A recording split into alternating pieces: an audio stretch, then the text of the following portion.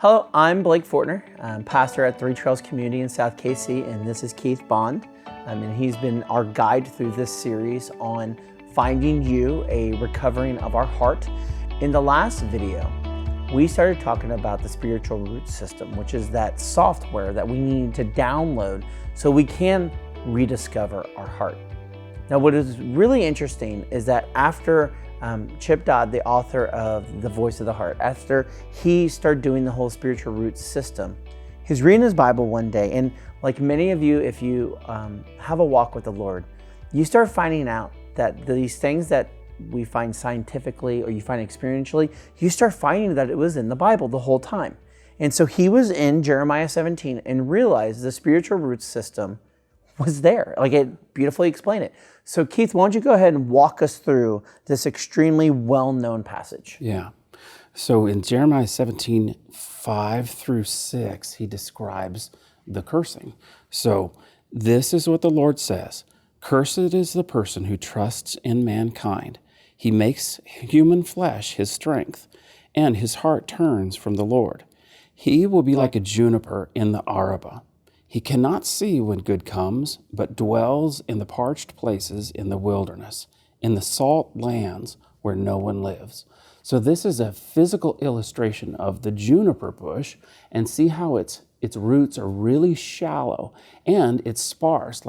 There's only shade enough for one, and there's not another juniper bush for a while. Yeah, it's roots because it goes out. Yes. Nothing can grow next to it. Right.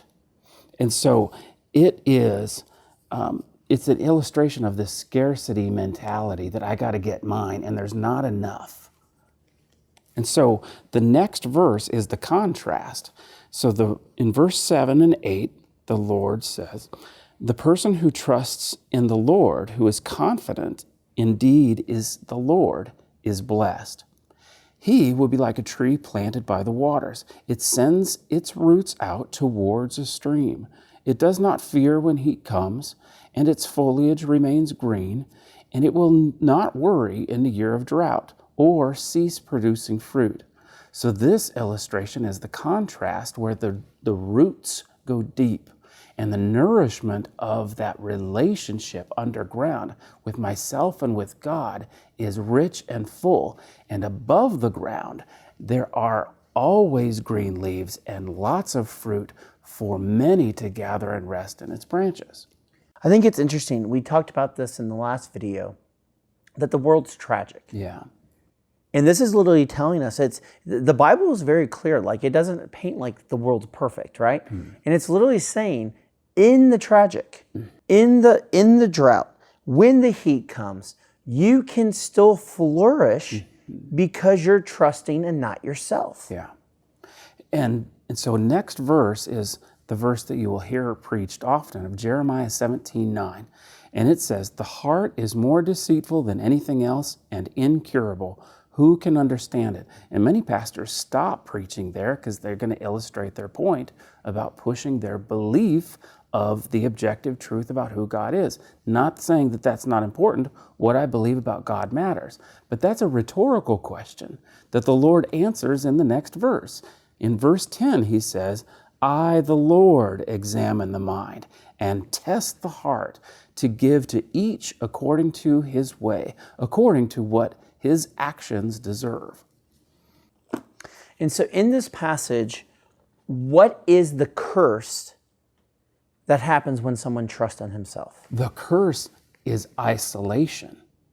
Being cursed is not punishment, it's the isolation around the tragedy that you are not God. You do not have all the answers, that you make mistakes, and you need others. If you're rejecting the way that you're made and have contempt for the way that you're made, you will live in isolation, where I am an island and I only depend on myself because I can't rely on anybody else.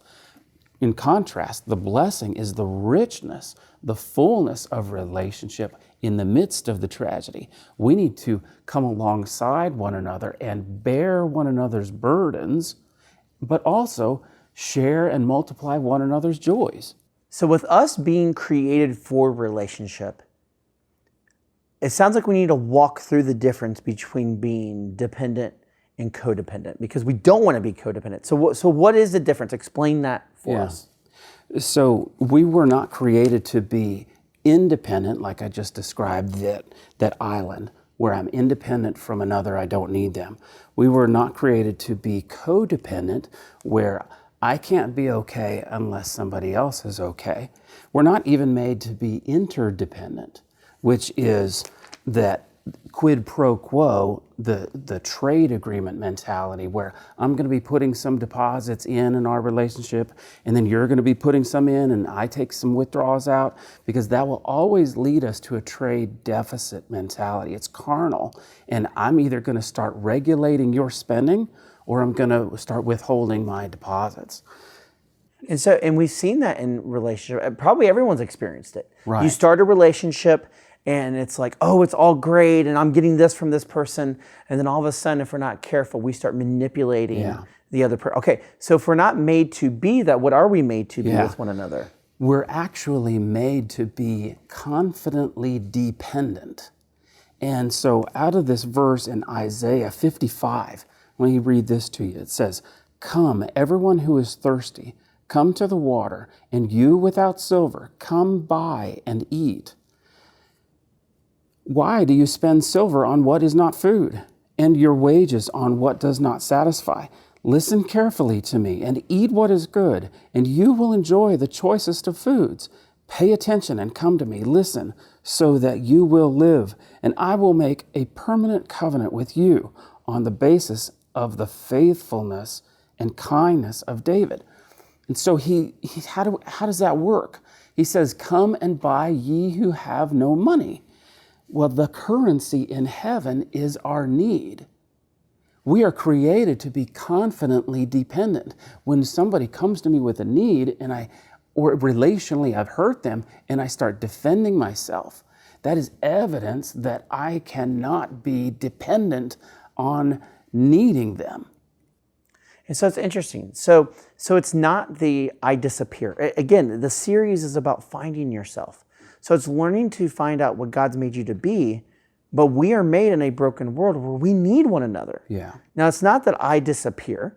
It's not that you disappear. Mm-hmm. But it's the fact that we need God and we need one another. So what Dodd's language, and the author before that is John Bradshaw, which is the founder of a lot of the AA meetings. And so he describes a term called healthy shame. It's back in the garden feeling. It's the original in the garden feeling. And so I need to get back there to know that I'm not God, neither are you. I don't have all the answers, neither do you. I make mistakes, so do you. And I need you, and you need me. So let's just be human and let God be God. Then we've got it organized. Okay, so in the go-do, we were discussing this, that what we need to do is to examine that heart. Yeah. And we need to ask ourselves, what do we think about ourselves? Mm-hmm. Because there is healthy shame, and then there's toxic shame. And so in the go-do is we need to list through those things and go, what do I think about myself? And then invite God into those moments. But before someone can do that, Keith, can you explain to us the difference between healthy shame and toxic shame? So healthy shame is where we are headed. We're trying to get back to the garden. And in the center of the garden was the tree. And so they had all of their needs met, but they knew that they weren't God, and they were given that instruction. And so they were constantly reminded of it. We need to remind ourselves of the healthy shame, but the toxic shame is everywhere. One of my main mantras growing up was, I'm on my own and I'm unwanted. And I believed that to the core. And I had written my signature in the spiritual realm and given that ground up because the enemy had deceived me. And part of regaining my heart is to identify, you know what, I actually do believe that I'm unwanted. And I believe it at this much percentage. And I need to fight and recover that back by faith, to risk believing it because God says that I am worthy. So our self-awareness, again today, Mm-hmm. is to basically find those parts of our heart that we have allowed to hide through toxic shame and to believe the lie instead of letting God come in with the truth and heal it. And so, guys, we want to continue to invite you. Next video, we'll be diving into the feeling part. What does it look like? How are you designed? And really start walking out, finding our heart once again. Because once we rediscover it and we recover it, we get to find who God has created us to be.